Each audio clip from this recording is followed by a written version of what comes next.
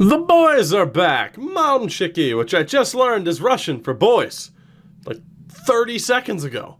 That's effort right there. Respect the content. What's going on? We're back with another episode of A Nation United. And today, the Russians find themselves back in the postseason, which can only mean good things. And by good things, I mean soul-crushing depression, more than likely. But for now, optimism.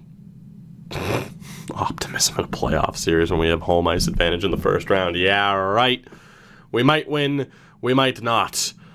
That's how these kind of go. Hopefully we do win, because this is likely to be the final season for one Vladimir Tarasenko and Evgeny Malkin, Evgeny Dadonov as well. Now the team obviously still looking good with Kaprizov, Kravtsov, of course now Svechnikov going to be leading the way, although obviously we've broken up that top three heading into the series because Svechnikov, a little bit.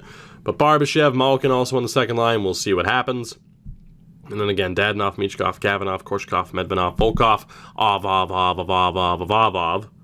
Ov. Speaking of the defense, we have Provorov, Sergachev, Romanov, Mukhamadulinov, Alexievov, and Zadorov. The team's good. You know the team. You know the names. At least most of them. And you know the faces. You still might not be 100% sure of Mukhamadulin, or perhaps Andrei Altai-Barmakian, and Mikhaev, and Rykov. Yaroslav Askarov. You know, when we crashed and burned against the Leafs last year, you were an incredible disappointment. I don't blame you, I blame the sim engine more than anything.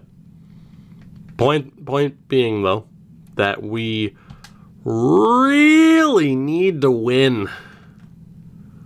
I mean, no Ovechkin. The end of the line for Tarasenko, Malkin, Dadonov, Radulov, had we kept him. It's a new era coming up. And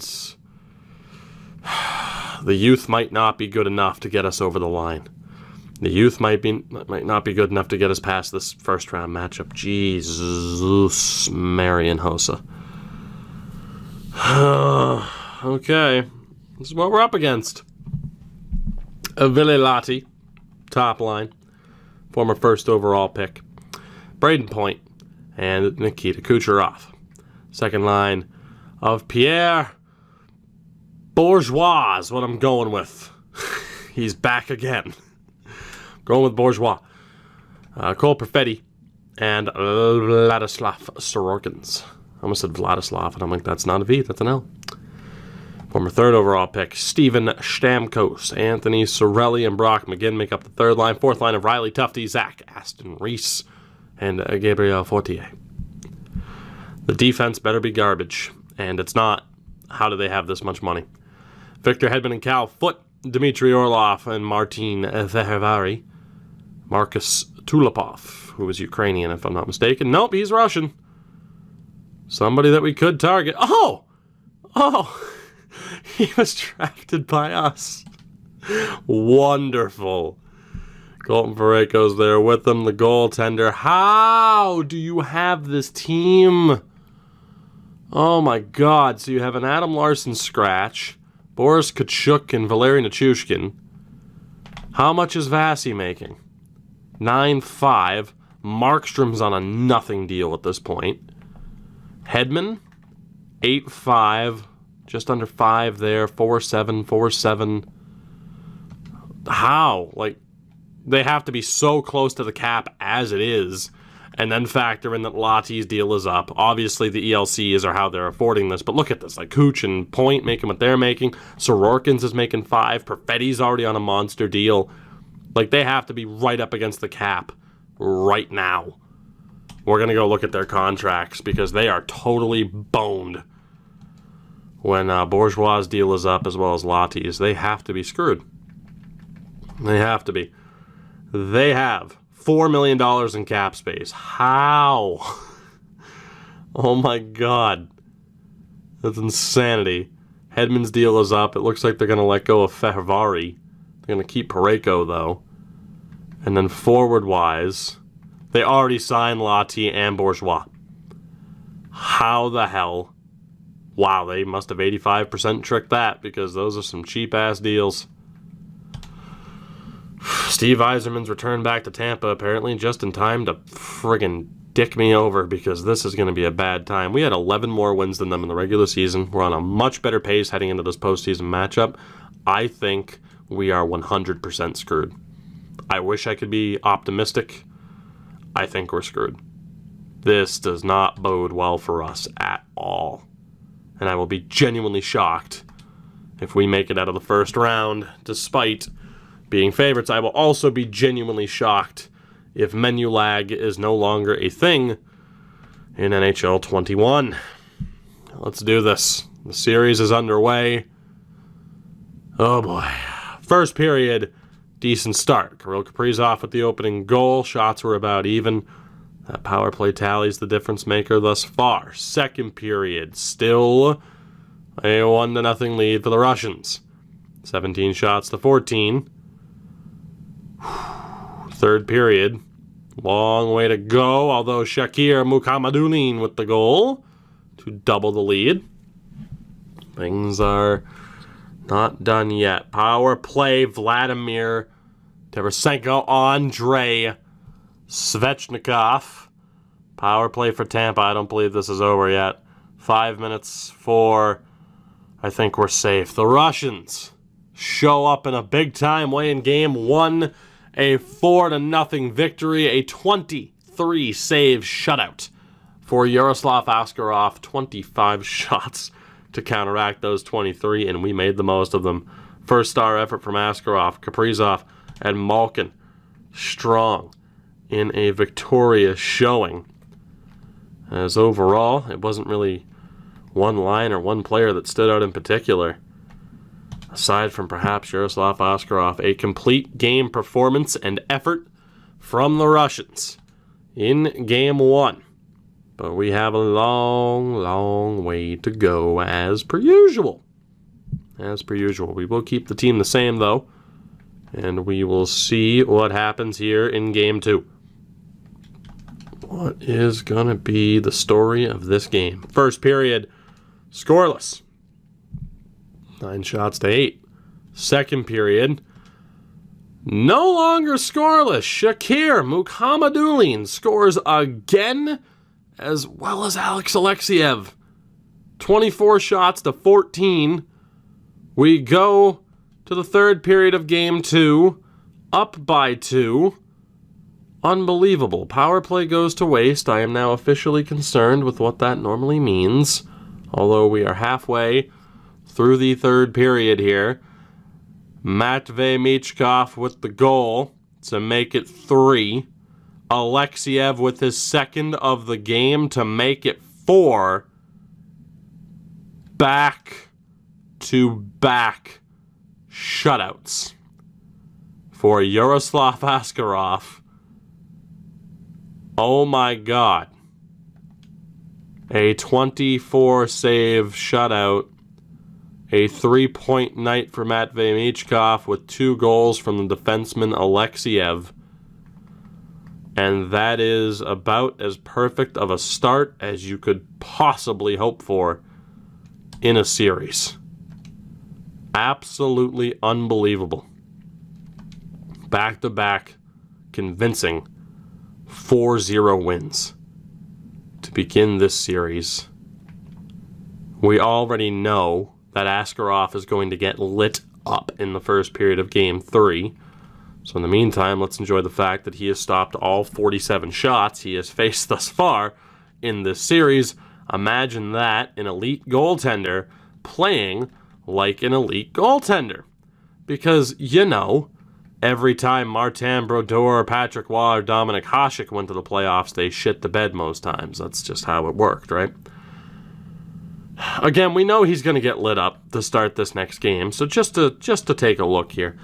Where is Askarov in terms of overall? He is the most valuable goaltender in the league. He is the highest-rated goaltender in the league. One of how many? Wow, they really lowered what defines an elite goalie, huh? 84 and up right now in this league defines an elite goalie. So if you want to talk about that upper echelon, it's from Spencer Knight up. Huh.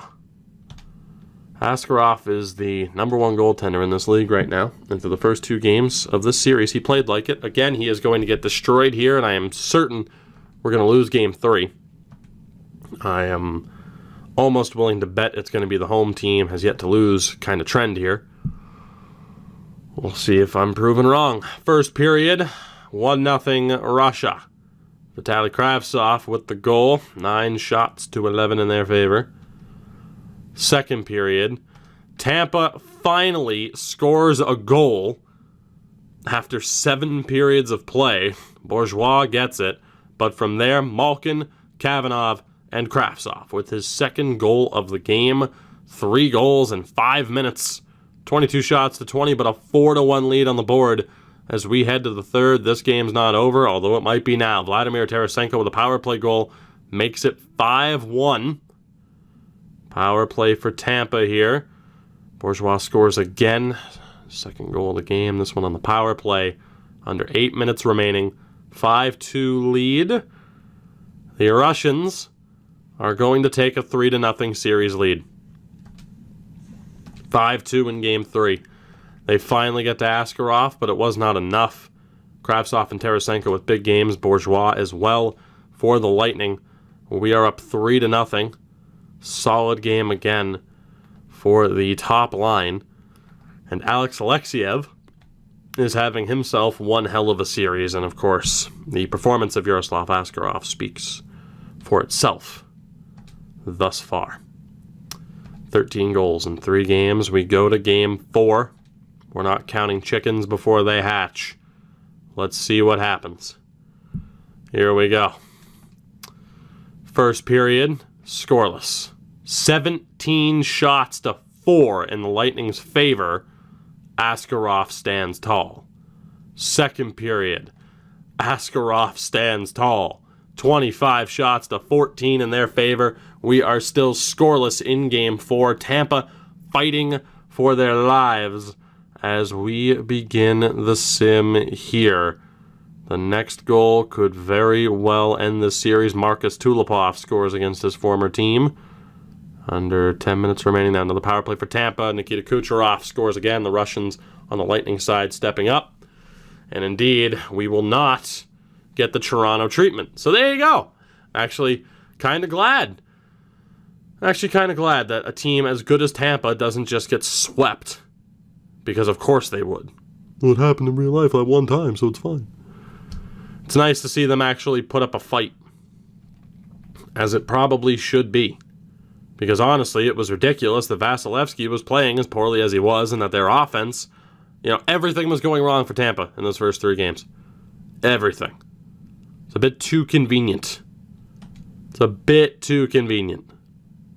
Just saying. Yeah, it can happen, and they were on poor form, but, again, it's nice to see a little bit of a pushback when you have 2 titans, 2 titans of a team. That made sense. 2 titans of teams.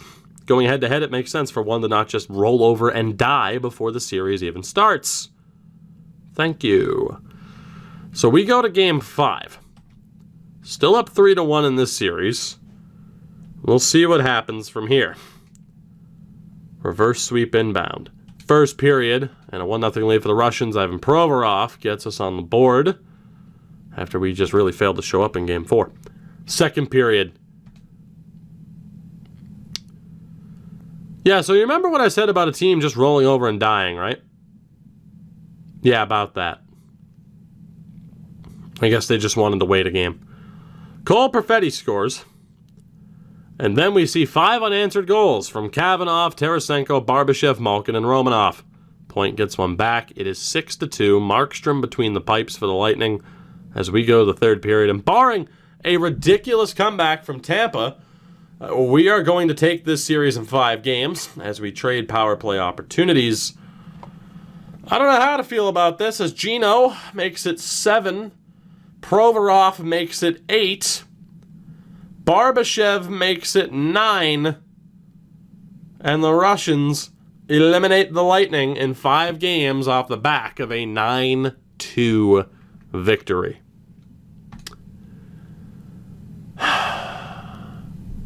Two gargantuan teams in terms of skill level.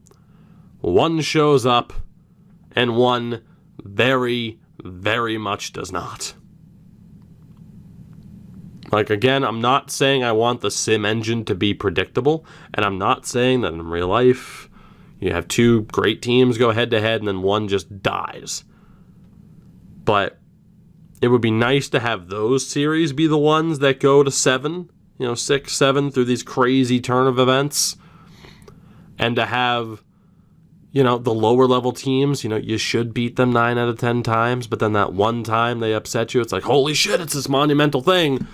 As opposed to me right now where I'm just like, we're playing a bad team, we're probably going to lose. Oh, we're playing a good team, we're probably going to lose. Oh, we ended up beating the really good team? Oh, I guess it was my turn to have, the good team we were going up against roll over and die. As opposed to us. What a nice change of pace. Braden Point was horrific in that game, despite a goal.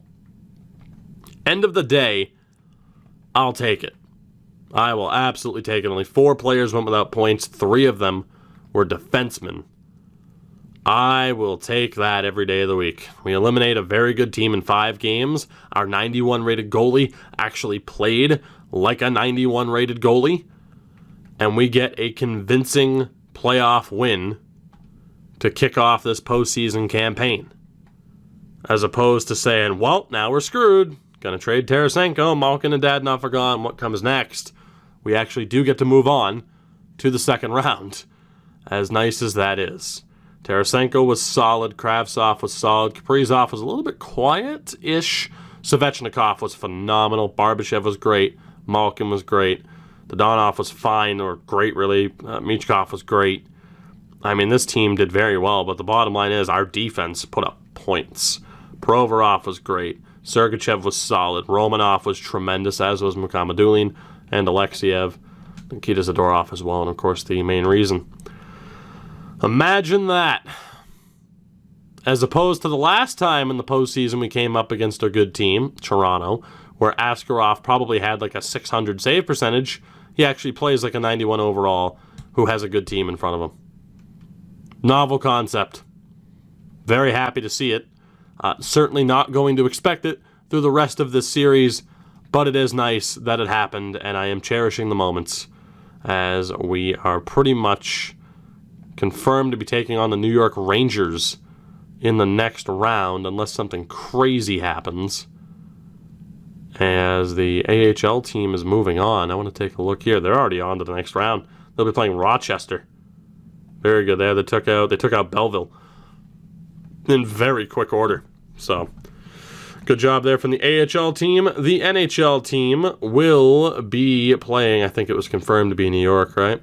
Let's hit the button again here. No, it's not confirmed. Game 7, we're taking on Pittsburgh. They pull off the comeback against the Rangers, who choke. And we will be taking on the Pittsburgh Penguins in the second round. The 42-win Penguins.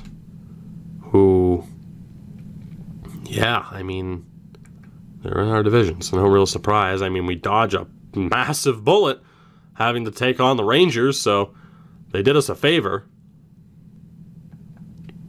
Ultimately, you would think their power play was abysmal. What happens next, I do not know. Well, I mean, I do. We're taking on Pittsburgh in round 2. But what happens from there, the details of that, I don't know. And again, I can't exactly be optimistic. It's kind of ridiculous that we dispatched of Tampa so easily. But like I said, it happens so consistently that good teams just choke. A bit too consistently is my point. I'm not saying it never happens, obviously. You guys have heard this argument before. But like I said, I will gladly take that Tampa team completely choking and scoring the fewest amount of goals in the first round. I'll take it. And then in goals against per game, again, obviously, we absolutely dominated. So I will happily take that result. We're on to round 2, play the Penguins in the next episode. Until then, I hope you enjoyed. Drop a like on the video or be backhanded around the general vicinity of your face. I don't know, I might miss and hit a shoulder blade or something, in which case that would hurt me more than it hurts you, and I'd hope you'd feel guilty about that, even though I'm the one who would have struck you in the face, or at least attempted to. Drop a like, check out everything in the description, and a shout out to my patrons over on Patreon. I love you, again, for those of you who have chosen to support me and this channel beyond what you guys already do. I am forever indebted. I love you. I'll see you next time.